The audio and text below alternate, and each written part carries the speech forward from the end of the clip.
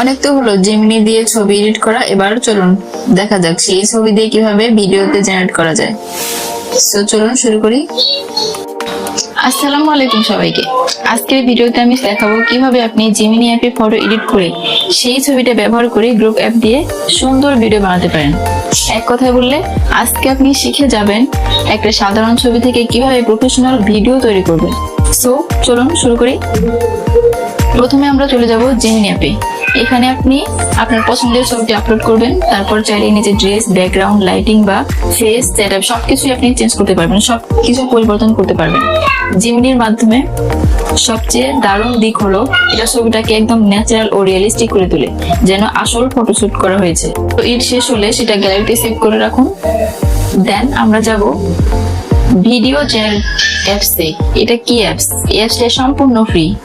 এটা এত দারুণ কাজ করে যা বলার মতো না।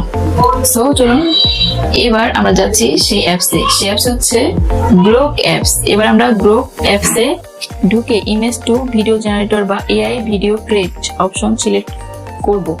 এখানে আপনি জেমিনি থেকে এডিট করা ছবিটা আপলোড করবেন, তারপর ভিডিওর ধরন বেছে নিন, যেমন সিনেম্যাটিক, রোমান্টিক বা ন্যাচারাল লুক। চাইলে আপনি ক্যাপশন, মিউজিক এবং ছোট ছোট অ্যানিমেশন ইফেক্ট যোগ করতে পারবেন।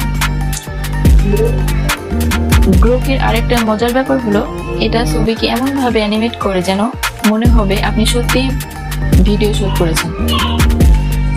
দারুণ না ব্যাপারটা? সো দেখেন খুব সুন্দর ভিডিও তৈরি হয়ে গিয়েছে। এই পর্যন্তই।